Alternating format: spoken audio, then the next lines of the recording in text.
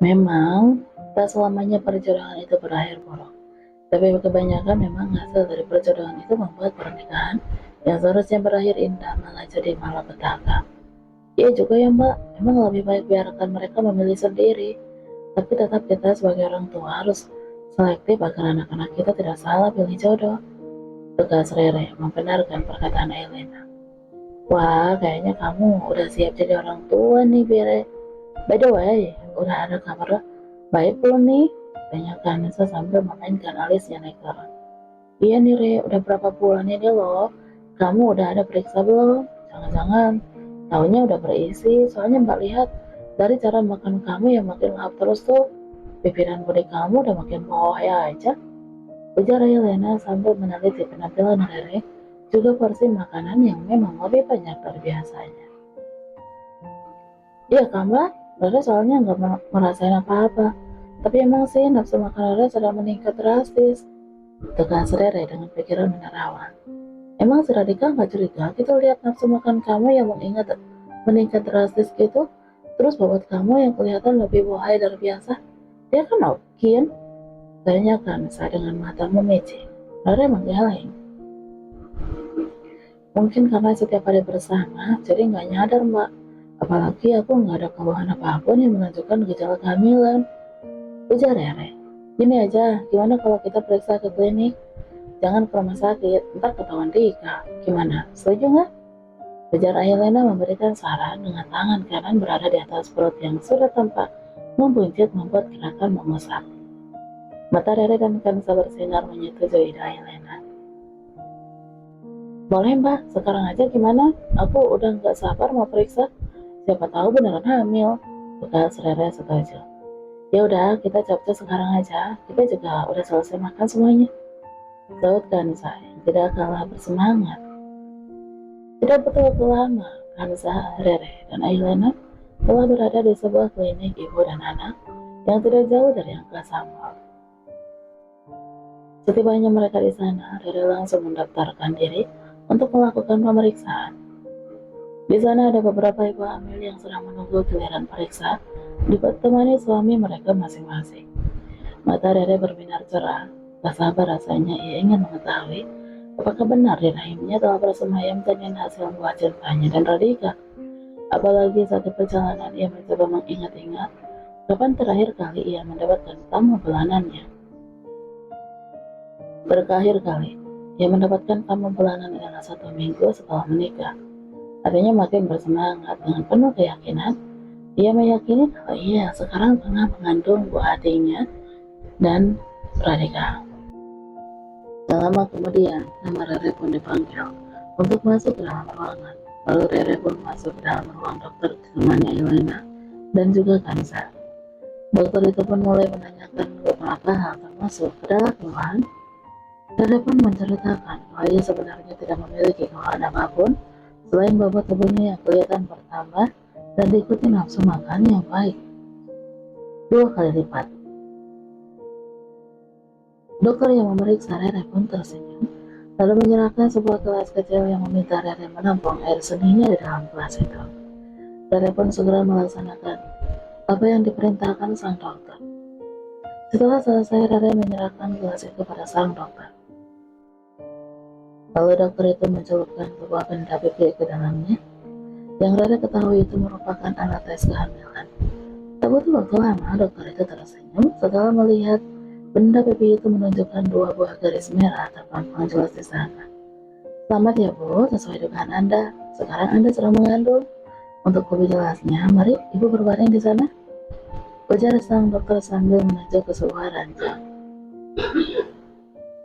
Mata Rere membulat sempurna dengan bibir melengkung ke atas. Begitu juga Elena dan Kansa yang mendengar penataran itu. Lantas segera tersenyum lebar. Nah, bisa Ibu lihat? Kantung bundar kecil itu sebesar kacang tanah itu merupakan janin calon buah hati Ibu. Usianya sedang memasuki minggu ke-8. Di usia ini, tampilan wajah mulai terbentuk dengan hidung dan kelopak mata yang mulai nampak. Jelas dokter itu membuat mata Rere kian berbinar. Dia yakin saat Radika mengetahui kehamilannya, pasti akan segera sangat senang. begitu juga orang tuanya dan juga mertuanya. Mereka pasti akan sangat bahagia mendengar kabar bahagia. Dia sudah sangat tak sabar memberikan kejutan indah ini pada sang suami tercinta. Malam kian larut tapi Radhika belum tiba di rumah. Tadi Radhika memang mengabari bahwa ia memiliki operasi dadakan. Alhasil ia harus tetap standby di rumah sakit sampai pekerjaannya selesai. Tepat pukul 11 malam, terdengar suara dari mobil masuk ke perkarangan rumah mereka. Rara dengan sigap membukakan pintu, sebab ia udah sangat hafal dengan pemilik mobil itu. Rara pun segera menyambut Radhika dengan senyuman lebarnya, membuat lala Radhika seakan menguap saat melihat sambutan hangat itu. Kak Radhi udah makan belum? Tanya Rara dan Radhika menggeleng. Belum sempat, kakak nggak mau makanan dari luar. Maunya makanan istri tercinta kakak aja. Bekasnya membuat rona merah terbit di bibir Rere. Yaudah, kakak mandi dulu, Gi. Rere panasin lauknya dulu. Rere juga kayaknya udah lapar banget lagi. Ujar Rere santai membuat Radhika yang sedang berjalan di samping Rere seketika berhenti dan memperhatikan Rere dari atas ke bawah. Ia tampaknya sedang berpikir. Namun belum ia utarakan apa yang ada di pikirannya. Nanti saja pikirnya setelah selesai makan malam yang kemalaman. Sementara Rere sedang menyiapkan makan malam, Radhika pun bergegas masuk ke kamar mandi. Namun baru saja ia masuk ke kamar mandi, seketika matanya berbinar cerah saat melihat tulisan yang dibuat Rere di cermin kamar mandi. Berikut sebuah lalat tes kehamilan bergaris 2 yang ia tempelkan dengan isolasi di cermin. Selamat menjadi calon papi. Perasaan Radhika sungguh membuncah. Sebenarnya ia telah menduga hal ini semenjak seminggu yang lalu, tetapi ia belum sempat meminta istrinya itu memeriksakan diri. Setiap kali hendak membawa tes bag, selalu aja tertinggal. Saya, seru Radhika dengan wajah penuh bahagia. Tak sabar ingin menghampiri istrinya, Radhika pun berlarian menuju ke dapur. Lalu ia segera memeluk dan mengecup seluruh wajah Rere dengan penuh cinta, membuat Rere kegelian dibuatnya. Kak, udah basah nih, omel Rere saat Radhika menciumnya seluruh wajahnya, membuat wajahnya lembab karena kecupan basah Radhika. Kakak bahagia banget, selamat ya sayang, akhirnya sebentar lagi kita bakal jadi orang tua. Selamat jadi calon mami, ujar Radhika yang langsung menarik Rere ke dalam pelukannya. Waktu terus bergulir, tak terasa perjalanan rumah tangga Helena dan Batur udah menjejaki pertengahan tahun ketiga. Suka duka telah mereka lalui bersama, sama seperti rumah tangga lainnya. Pertengkaran kecil silang pendapat atau adu argumen kadang menghiasi hari-hari mereka. Namun mereka tidak pernah memendam masalah berlama-lama. Bukankah selalu ada jalan keluar dari setiap permasalahan?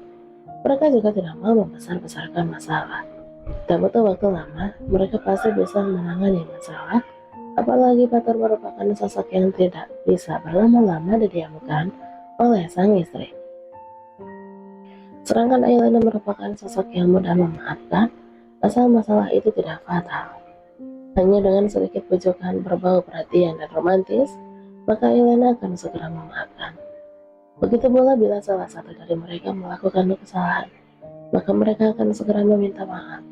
Bila yang ngambek susah dibujuk, maka cara akhirnya adalah melakukan olahraga rancang. Apalagi bila yang merajuk adalah Fatur, maka Fatur akan sengaja berlama-lama ngambek agar istrinya mau memberikan pelayanan ekstra sebagai bayarannya. Assalamualaikum, ucap Fatur saat memasuki rumah. Fatur mengerenyit bingung saat melihat sama ruangan tampak gelap, padahal jarum jam baru menunjukkan pukul 8 malam. Tidak biasanya istrinya udah tidur. Waalaikumsalam, saat Mbak Ningsih sesaat setelah membukakan pintu rumah. Kok gelap semua, Mbok? Ayo udah tidur? Tanya Fatur penasaran. Itu Den, bundanya anak-anak yang minta matiin semua lampu. Mbok juga bingung. Dari tadi si Non uring-uringan mulu, makan malam juga gitu. Cuma beberapa sendok terus ditinggalin. Cerita Mbak Ningsih membuat Fatur bertanya-tanya. Adakah ia membuat kesalahan? Tapi ia tidak mengingat sama sekali. Jadi, apa? Gumamnya dalam hati. Ya udah mbok, saya ke kamar dulu, takutnya nggak sabar buat kesalahan, nggak sadar buat kesalahan. Ujar Patar seraya tergagah. Meningsih pun ikut tergagah seraya mengangguk. Malum Den, bawaan hamil juga. Masalah kecil pun bisa jadi sensitif. Tugas Meningsih yang juga diiyakan oleh Patar. Patar pun segera berlalu menuju ke kamar mereka di lantai 2. Setelah membuka pintu, Patar kembali mengernyitkan dahinya saat melihat kamarnya pun gelap-gelapan. Ditekannya saklar lampu hingga ruangan yang tadinya gelap gulita jadi terang benderang. Seketika Patar panik saat tidak melihat istrinya di kamar itu. Lalu dia bergegas memeriksa kamar mandi. Namun ia juga tidak menemukan istrinya. Mendadak hati Patar dirundung panik. Dia takut istrinya pergi meninggalkannya seperti dahulu. Patar memang kerap mendadak panik saat tidak mengetahui keberadaan istrinya atau kehilangan kabar istrinya cukup lama. Ia seakan trauma Helena kembali meninggalkannya. Dengan langkah panjangnya, Patar berjalan menuju kamar Fariski. Ia hendak membuka pintu kamar putranya itu, tapi pintunya justru tidak bisa dibuka karena terkunci dari dalam. Ia pun segera menurun di tangga dengan segera dan mengambil kunci cadangan di laci almari yang ada di ruangan keluarganya. Setelah mendapatkan apa yang ia cari, Patar segera menuju kamar Fariski lagi dan dengan perlahan membuka pintu itu dengan kunci yang ia bawa. Setelah pintu terbuka, Patar dapat bernapas lega saat melihat sang istri tengah berbaring menyamping menghadap sang putra. Tak mau mengganggu apalagi ia belum mandi, jadi Patar segera kembali ke kamar mereka untuk mandi meninggalkan Elena yang tengah cemberut. Sebenarnya Elena hanya berpura-pura tidur. Dia pikir Patar akan segera mendekati dirinya, tapi ternyata tidak. Elena pun tanpa sadar terisak. Entah mengapa akhir-akhir ini ia begitu sensitif dan melo. Saat menonton acara uang, kaget saja ia bisa tiba-tiba menangis, apalagi saat melihat sinetron Ikan Terbang yang menampilkan istri disakiti. Dia bisa tiba-tiba marah dan melemparkan remote TV karena kesal pada pemeran antagonis. Begitupun pameran wanita yang dianggapnya begitu lemah dan cengeng. Udah tidak tahu lagi berapa banyak remote TV yang dilemparnya hingga hancur karena kesal. Sudah tahu bikin kesal tapi masih ditonton. Saat sedang terisak, tiba-tiba sebuah tangan kekar menyeka air matanya dengan lembut. Pemilik lengan itu juga mencium pojok kepala Helena, membuat Helena makin terisak. Takut membangunkan Fariski yang tengah tertidur, Patar segera menggendong Helena menuju kamar mereka. Helena tidak menolak. Tangannya justru melingkari leher Patar dengan kepala bersandar di dada Patar. Rasa nyaman dan hangat seketika menyeruak di sekujur tubuh Helena saat tubuhnya menempel sempurna di tubuh Patar yang sedang menggendongnya. Namun rasa hangat dan nyaman itu tiba-tiba hilang saat Patar membaringkan Helena di tempatnya, membuat bibir Helena kembali mengerucut. Saya marah sama Mas. Kali ini Mas buat salah apa lagi? Tanya Patar hati-hati. Sebab akhir-akhir ini tingkat sensitivitas Helena melonjak drastis. Ih, Mas lupa ya hari ini hari apa? Tanya Helena dengan kening berkerut dan bibir mengerucut. Hari apa? Hari ini hari Rabu terus? Patar mencoba mengingat-ingat momen yang berhubungan dengan hari itu. Hari pernikahan? Bukan. Hari ulang tahun juga bukan. Jadi apa? Batin Patar bertanya-tanya. Mas pikun banget sih. Ini kan hari pas Mas lamar Aik. Terus atas permintaan Mas, kita bertunangan di hari itu juga. Masa Mas lupa sih? Mas sudah gak sayang Ayah. Jadi lupa gitu aja momen spesial kita. Kekasa Helena masih cemberut, membuat Patar terperangah tak percaya. Ternyata istrinya ini tipe pengingat segala hal.